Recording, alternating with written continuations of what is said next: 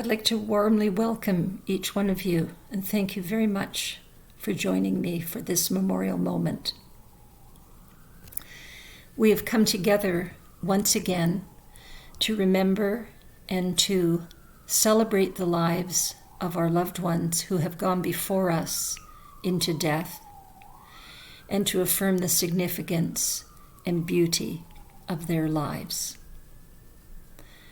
Whether it is spoken or unspoken, a profound concern of many of those who are dying is that they will soon be forgotten. Who will remember me? In the face of that poignant and sorrowful fear, our act of remembrance in this moment truly is a gesture of compassion. Remembering is a habit of the heart that brings consolation to our own hearts and comfort and assurance to others. I invite you now to recall those who have died in your care, in your own families, or community of friends, whether recently or some time ago. Let us pause as you hold their names in the silence of your hearts.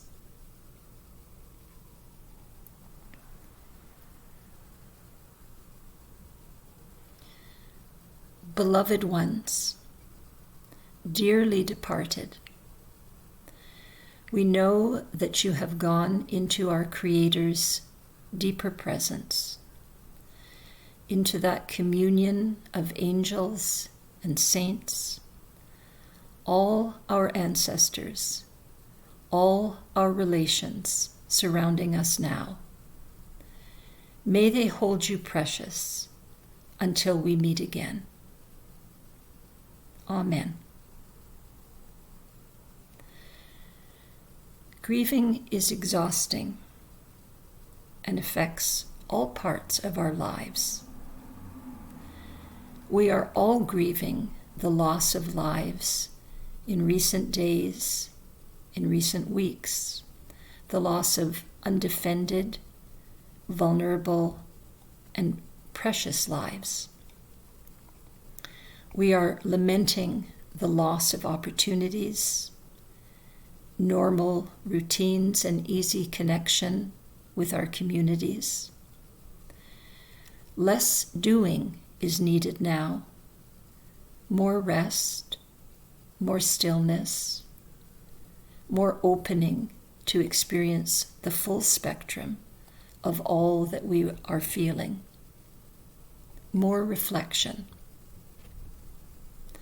Especially at this time when we experience collective grief as a world community, we first need to be compassionately present to our own lives.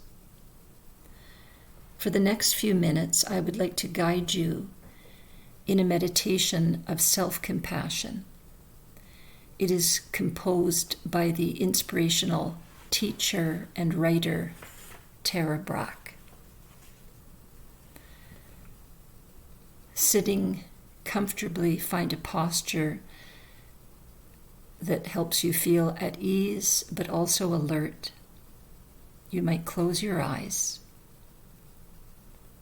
Scanning and sensing your life and what might want healing attention. Perhaps somewhere you're having a hard time. Wherever you're finding some difficulty in your life. Maybe it's something you're anticipating is going to happen. Now, with some bravery, go in close to that situation or feeling and sense what's most disturbing. Just recognize whatever emotion or mood is strongest. It might be blame or judgment or fear, anger or anxiety. let that feeling state just be. It takes some courage, but just pause with it. Let it belong, like a wave in the ocean.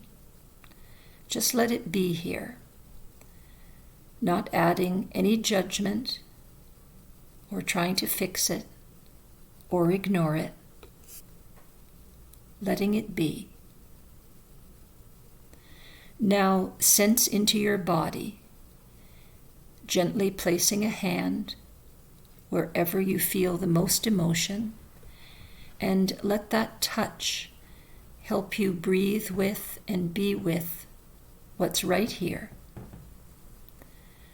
Deepen attention to what's agitating you and where that lives in your body.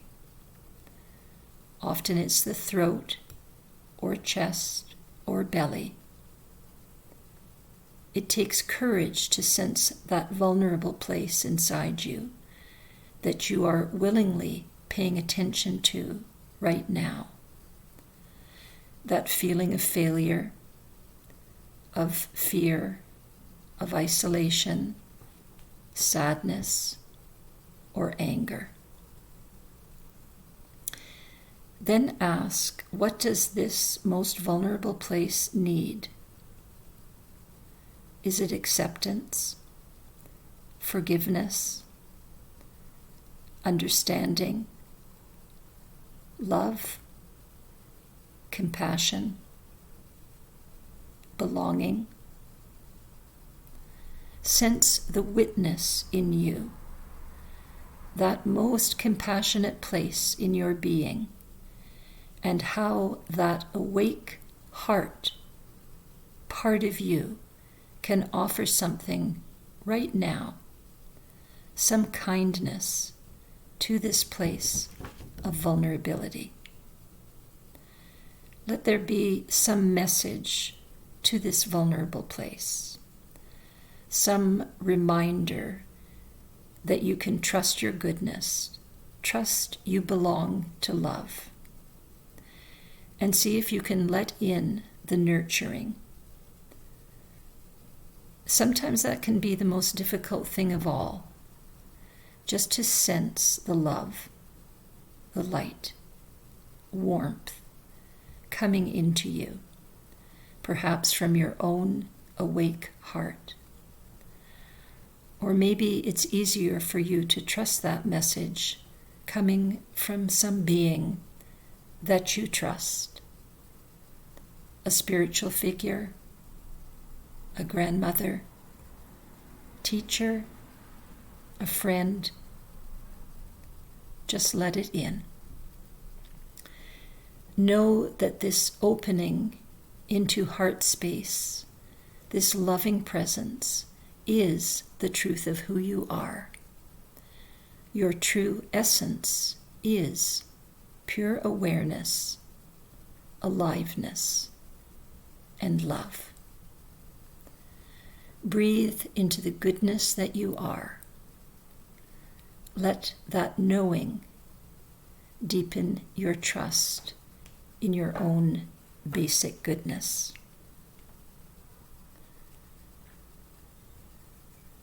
You may open your eyes and come into a sense of being present to this moment. Throughout our days ahead, we can continue to hold an awareness of others who are grieving. Let us reflect upon and discern the meaningful ways we might reach out and support those who are presently hurting and in need of our care. May we listen to the voices that speak hard truths and support one another in working with purpose toward necessary change. May our attention and respect help those who have lost a sense of their own worth. May we give those who only feel themselves to be a burden an experience of their dignity. I will close with an old prayer, followed by a lovely pearl of wisdom. I shall pass through this world but once. Any good, therefore, that I can do, or any kindness that I can show to any human being, let me do it now. Let me not defer or neglect it, for I shall not pass this way again. Someday I will close my eyes for the last time. What matters then is what matters now. How well I have loved is what matters now and what will matter then. We become what we love, and so we need to be vigilant about what we love and how we love. Thanks, everyone.